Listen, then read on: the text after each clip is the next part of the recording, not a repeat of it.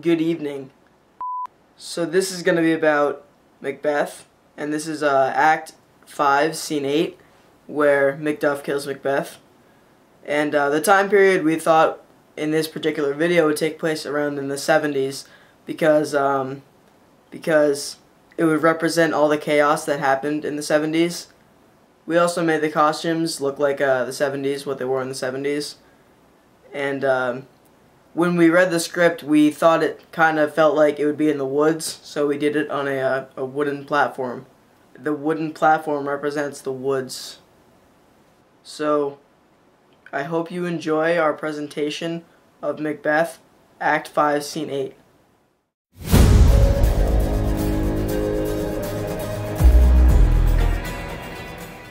Why should I play the Roman fool and die of my own sword, while I see lives, the gashes do better upon them?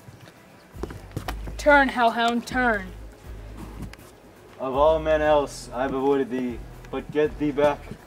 My soul is too charged with blood and thine already. I have no words, my voice is my sword. Thou bloodier villain than terms I can give thee out. They fight.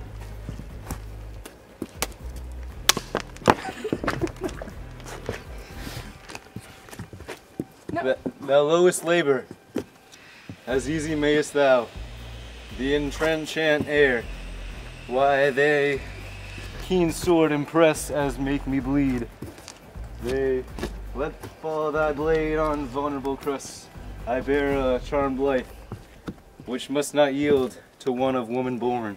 Despair thy charm, and let angel whom thou hast severed thee tell thee, Macduff was from his mother's womb untimely ripped. Accursed be that tongue that tells me so, for it hath cowed my better part of man. And be these judging fields no more believe. To pelter us with the double sense, that keep the word of promise in our ear, and break it to our hope. It will not fight thee. Then yield thee, coward, and live to be shown, O gaze of time. We'll have thee, our rather monsters are, painted on a pole, and underwrit have may you see the tyrant.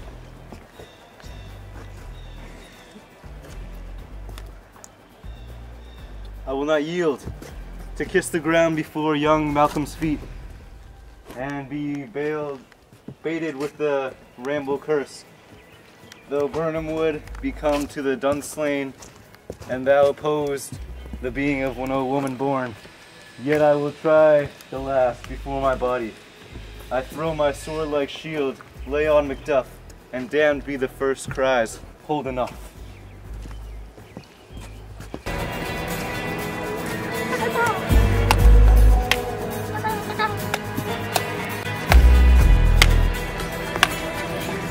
Yeah.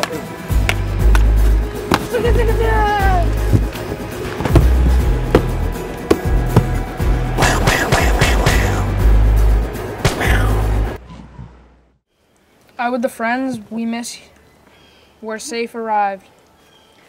Some must go off, and yet by these I see so great a day as this is cheaply bought. Macduff is missing, and your noble son. Your son, my lord, has paid a soldier's debt.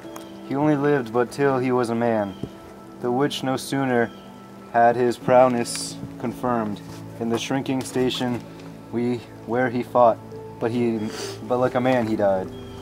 Then he is dead? Aye, and bought off the field. Your cause of sorrow must be measured by his worth, for then it hath no end. Had he his hurts before? Aye, on the front. Why then, God's soldier be he, had I had as many sons as I have hairs, I would not wish them to fairer death, and so his knell is nulled.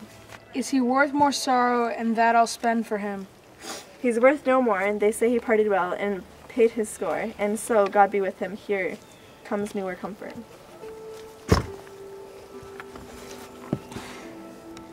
Hail, King! For so thou art. Behold, where stands the super-cursed head. The time is free. I see the compass which my kingdom's pearl, that speak that speak my salutation to their minds. Those voices I desire are loud with mine. Hail, King of Scotland. Hail, King of Scotland. Hail, King of Scotland. We shall not spend large expensive time before the reckon with your several loves, and make us even with you, my thanes and kingsdom. Henceforth be earls, the first that ever Scotland in such an honour named. That's more to do, which would be planted newly with the time, as calling home for our exiled friends abroad, that fled with snares of watchful tyranny, produce forth the cruel ministers of the dead butcher and his friend-like queen, who, as 'tis thought by self of violent hands, took off her life, this, and what needful else, that call upon us, by the grace of grace, we will perform in measure, time, and place. So, thanks to all at once, and to each one, whom we invite to see us crowd at scene.